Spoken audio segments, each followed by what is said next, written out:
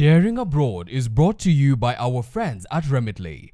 Download the Remitly app to send money back home.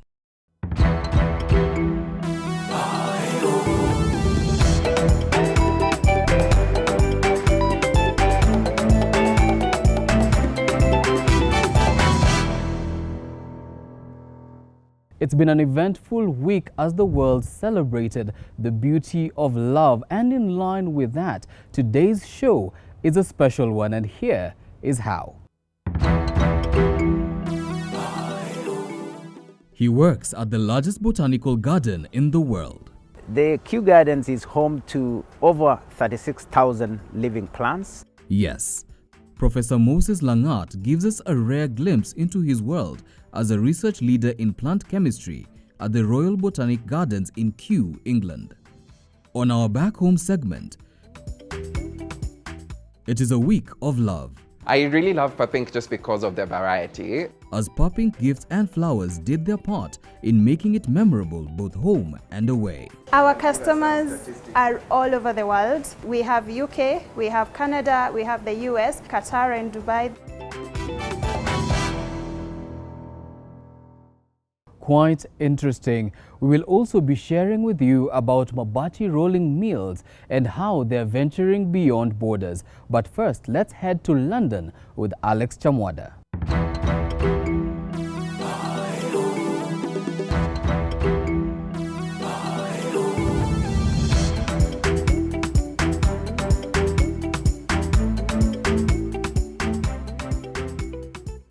Professor Moses Langat works at one of the most fascinating places on the planet, the Royal Botanic Gardens in Kew, southwest of London. Kew Gardens is the most biodiverse area in the world. There are over 36,000 living plants and also over 8 million specimens of plants. So these are plant parts that have been collected from around the world and they are kept in Kew Herbarium.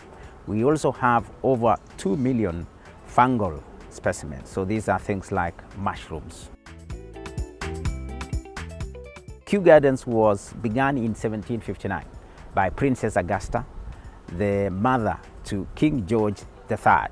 She started these gardens, and what happened thereafter is gardeners from here went around the world collecting some of the plants. They brought them over here to be grown.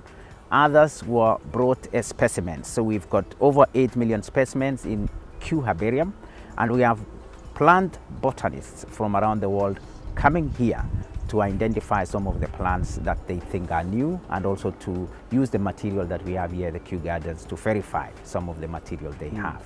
Each year, over 1.3 million visitors frequent the gardens, making it a top tourist destination.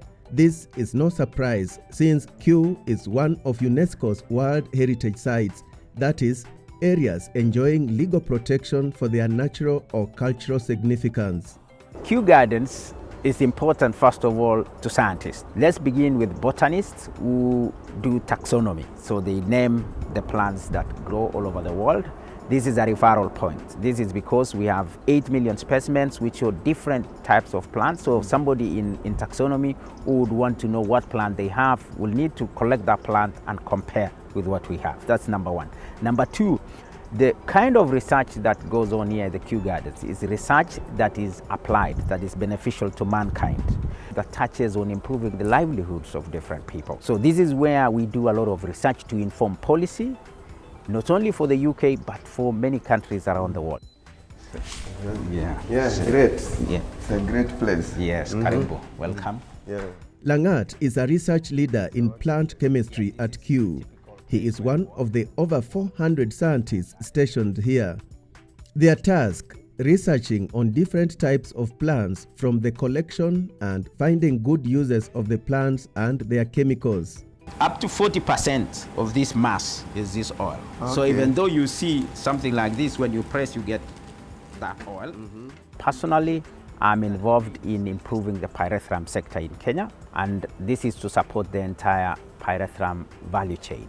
So we begin by developing good pyrethrum varieties, either from the seeds or from tissue culture material, and supporting commercial nurseries to have many millions of seedlings which then go to the farmers, and then the farmers can harvest the flowers and sell it off to processors. We also work in here at Kew to improve how the refinery process goes on. So we have solvents that are used in the refinery, and we're proposing new of these, which eventually, if they are adopted in Kenya, they are going to be affordable and they are going to be environmentally friendly. So that's one project on pyrethrum. The other project is we're looking at really starting a new cash crop for Kenya, Croton megalocarpus, Mukindori, or Michindori, or Kelelwet. So what we're doing in that is supporting already a sector that has begun, because the croton nuts are processed into oil, which is sold off as biofuel. It's also sold off to the cosmetic industry to make soaps and these kind of things. But we're also trying to see this oil, whether we can incorporate into pyrethrins during formulation, so that we can have a special product that really incorporates Kenyan resources and then gets sold or used even locally in Kenya. So here we've got examples of some of the products that are made from the plants. This is Langat's 4th year at Kew Gardens. But how did this Nakuru native and alumnus of Egerton University end up working in the UK? My area has been chemistry all along. I enrolled to do my master's in chemistry at Egerton University. I used the opportunity to choose the person that I knew would really be a mentor and would help me grow in terms of career. Professor Peter Cheplogoi, who then supervised me for my master's. I requested him to recommend me to some of the people he knew around the world so that I could be able to pursue my PhD. And true to that, he recommended me to his supervisor, who was based in University of KwaZulu-Natal in South Africa. And the lady accepted to have me as a PhD student in South Africa. However, at the time she was accepting to have me as a PhD student, she was in the course of changing, moving from South Africa to the UK. So what she did is, when she was offered the job at the University of Surrey, she negotiated to have a PhD studentship. After that, I came to the UK to pursue my PhD. So the University of Surrey was sponsoring me, so they were paying my tuition fees and they were giving me my stipend. Upon graduating in 2009, Langat was immediately employed as a postdoctoral fellow and kept on as a lecturer. I lecture at the University of Surrey in Guildford, where I am the spectroscopy lecturer. I'm also a visiting lecturer at the Royal Holloway University in London. In addition to this, Langat also shares his knowledge with others across the globe. I co-supervise PhD students or postdocs around the world. Starting from the West, I have students at Penn Resource University in Nigeria, University of Douala in Cameroon, and then we work with scientists in both Congo Brazzaville and DRC Congo, and then Uganda, Tanzania. And in Kenya, my home, I am a course supervisor to students at Egerton University and University of Nairobi. Speaking of his Kenyan connection, Langat continues to use his position here in the UK to help Kenyans whenever he gets the opportunity. I think working here at the Kew Gardens and also previously at the University of Surrey has placed me in a unique position where I tend to get recognized, therefore use my position to meet the leaders. Let me go back to 2012. I was one of the people who were working hand in hand with the Kenya High Commission to ensure that the Kenyans who were coming to participate in the Olympics were having a nice time. So that included even talking to the athletes and ensuring that they get mursik, for example. And that gave me actually a very good opportunity to interact with the then President Mwai Kibaki. And then in 2013, when the Kenyans transitioned to the Jubilee regime, it also gave me an opportunity to interact a lot with President Uhuru Kenyatta, where we were informing him on different things touching on the communities here in the UK. But most uniquely is the current president, His Excellency William Ruto. And when it comes to matters policy, the good professor is at the forefront. I and other colleagues have sat down. We have developed a concept paper alongside people in his think tank to actually look at what we do for the diaspora. And we've looked at doing three things. So the first one is to involve the diaspora in political and governance in Kenya. We have proposed a raft of ideas, including changing the legislation so that we can allow things like decentralizing voter registration, for example, amongst the Kenyans. Because, you know, in the UK, someone in Scotland does not see a need to come for a day to register at the Kenya High Commission. Second is economy, trade and investment. Here what we would want is to propose a raft of ideas where the Kenyans' talent, the knowledge, the experiences that we have around the world is actually used in the country to improve the economy of the country. And then we've got a third component on social welfare and culture. So social welfare is very important when we talk about labor relations for Kenyans who work around the world. This is a plant which was planted by the current king, King Charles III. At the time he was planting this in 2013, he was the Prince of Wales.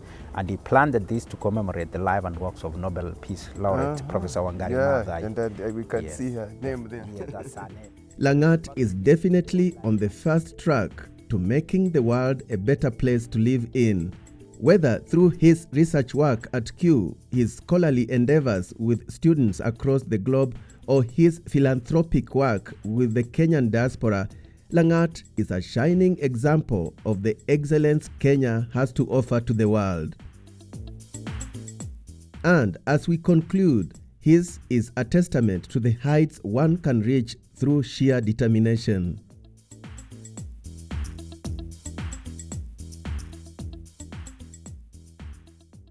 Very inspiring from Professor Langat. In London, time for us to go for a short break, but when we return, I really love Purpink just because of their variety. how Purpink helped Kenyans both home and away mark this week of love.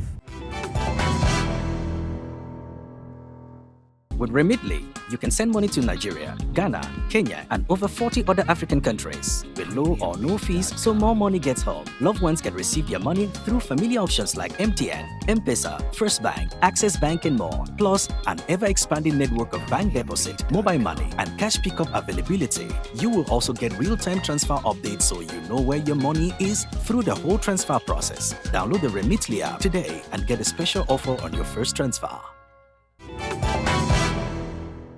You are watching Daring Abroad, brought to you by our friends at Remitly.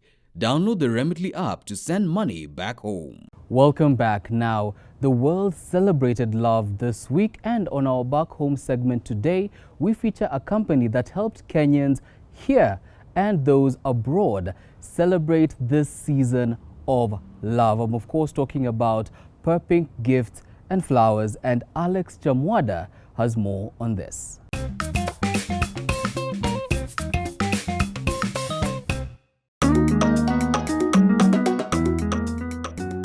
Flower bouquet, chocolates, bags, and personalized accessories. These are some of the unique items flying off the shelves of Purpink Gifts and Flowers this season. With the world celebrating love this past week, Purpink has been at its busiest. But for Purpink's CEO Diana Bett, this is the norm. Valentine's Day is one of our busiest periods of the year, owing to the fact that it's a 24-hour window to make deliveries to hundreds and thousands of customers. When you look at probably the December holiday season, we have all the way from October to December to make different deliveries. So you can schedule your holiday gifting anytime. But when it comes to Valentine's Day, it's a single day. It's a single date, and the time is between maybe 8 to 4 p.m. and everyone wants their order to be delivered at that time. So there's so much pressure that comes with just that one day. We have bath and body products, we have chocolates, we have jewelry, we have my favorite, the teddy bears. We have home section that allows you to get vases that go very well with your flowers. We have drinkware. Our customers are all over the world. We do have all of our customers are based in different countries. I'll give you an example. We have almost a 60% customer base in Kenya. That's customers who are purchasing gifts for their loved ones. They're based in Kenya. But we also have a good 40% that's not in Kenya. What does that mean? We are having a lot of Kenyans abroad. People move for business opportunities, greener pastures. they still leave their families here and they still want to get connected. So that 40%, we have UK, we have Canada, we have the US, and of late, the Middle East is also coming in quite strongly on our numbers, specifically Qatar and Dubai. They seem to have quite good numbers because these people still want to feel connected. Even if you're 1,000 miles away, a birthday is an important date, an anniversary is an important date, and we are there to help you do that connection. So this is our packaging area. Okay. This is where all the packages that come in, the flowers, they're processed and packed ready to go to recipients. This is Papping's 10th year in business, an incredible feat for the youthful entrepreneur who began this business purely out of passion. I began learning from School of YouTube.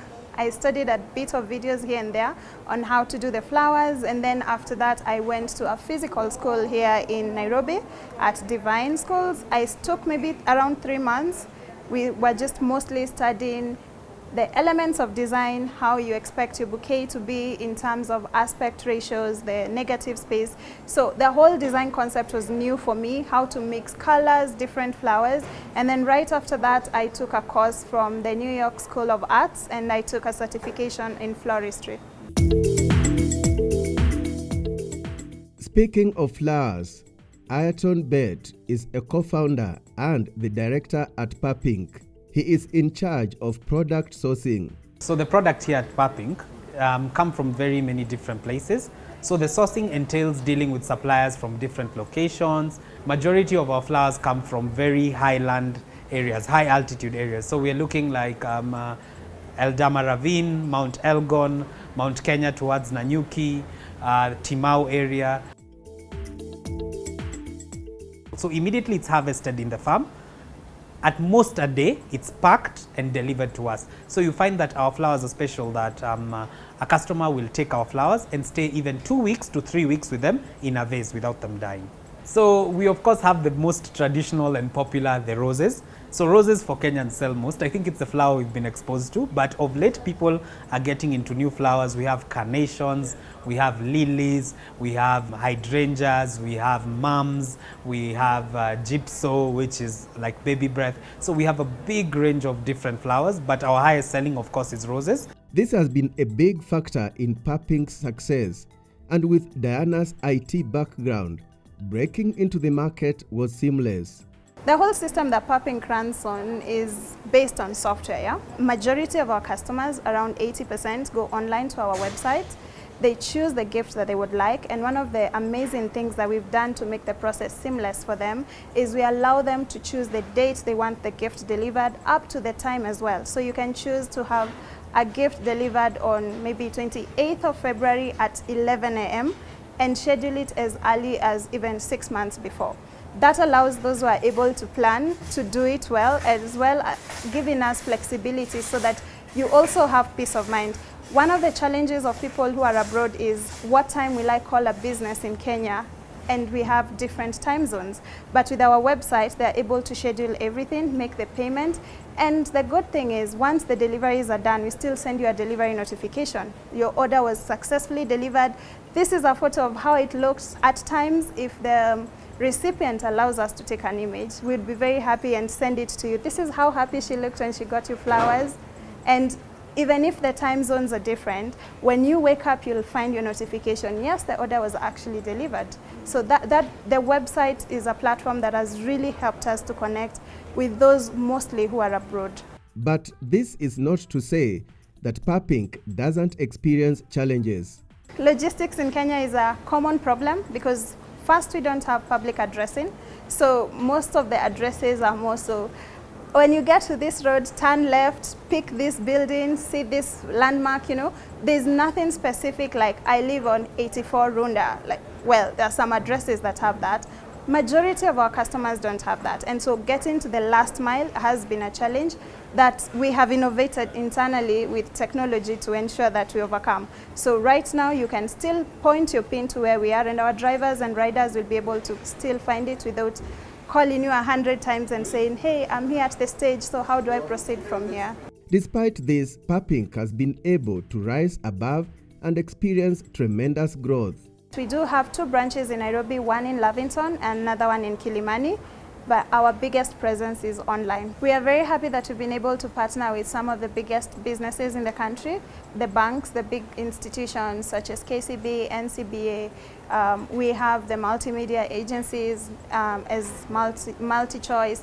And very interestingly is because of our online presence, we are also able to interact with some of the best companies in Silicon Valley. So you have Airbnb, we have Netflix. All these companies still choose Papink to be the person that helps them gift and speak to their people in Kenya. Diana and Ayrton are clearly living their dream, serving a diverse clientele from all over the globe and bringing love and happiness to all who come across their products. We have clients we have worked with since they asked a girl out all the way, and probably they're on their third born now, and we have been consistent with them. And that's one of the things we pride ourselves in. Because of the quality of service, we are able to maintain more than 67% return rate for all of our customers. I really love Papink just because of their variety, and in terms of pricing, like you can get things that they're quite flexible in terms of their budget, and they even have variety in terms of their gifts. So I'm getting flowers just because I really love the flower arrangements that they have during this Valentine's Day period. But then they also have amazing gifts like skincare products, candles, teddy bears. There's just so much to choose. So even if I'm walking in not knowing what I want, by the time I browse through the store, I know exactly what I'll get. And as we conclude, this is Diana's parting shot to all those planning on starting their own businesses. Go for it. If you want to do something, go for it. I think the biggest thing that holds us back is fear of the unknown. But the sooner you begin, the sooner you see that that fear is just something on your way.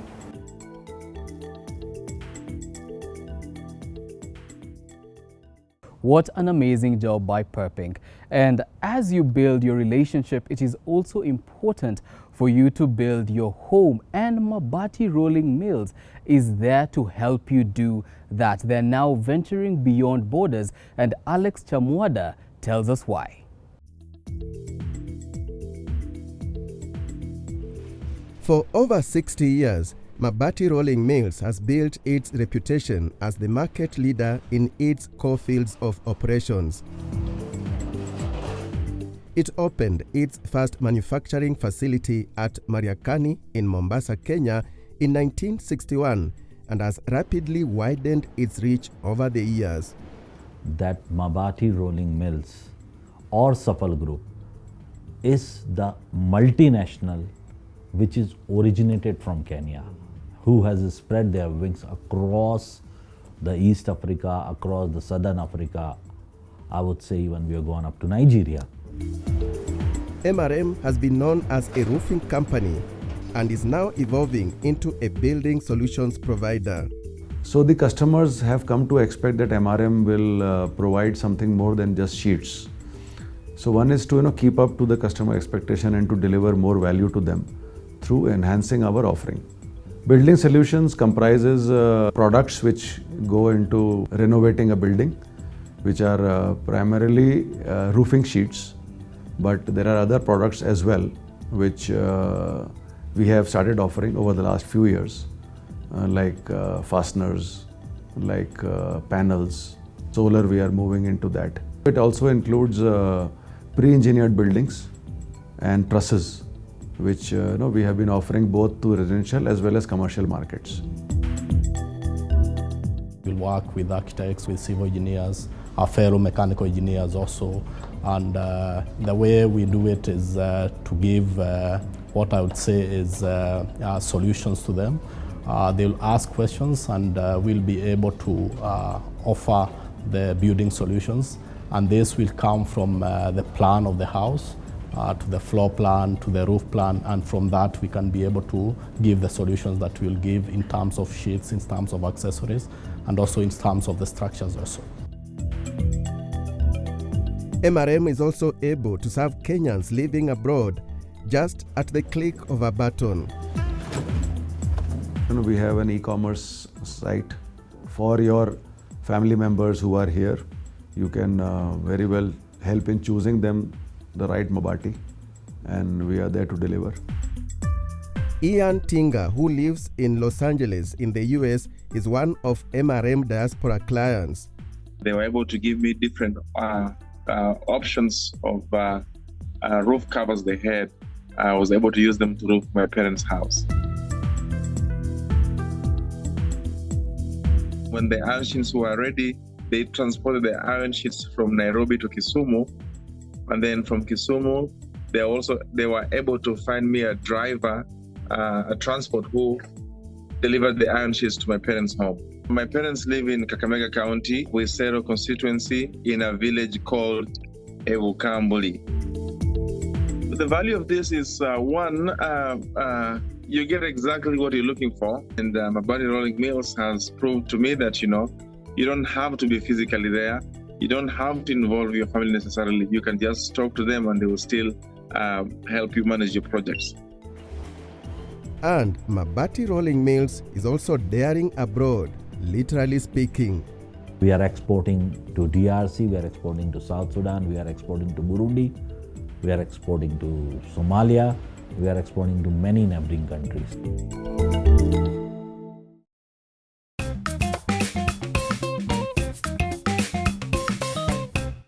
Thank you, Alex Chamwada, for that insightful piece, and congratulations to Mabati Rolling Mills in the expansion. With that, we have come to the end of the show today. Many thanks to our guests today and to you for tuning in. My name is Michael Zimanji. Let's do this again next week.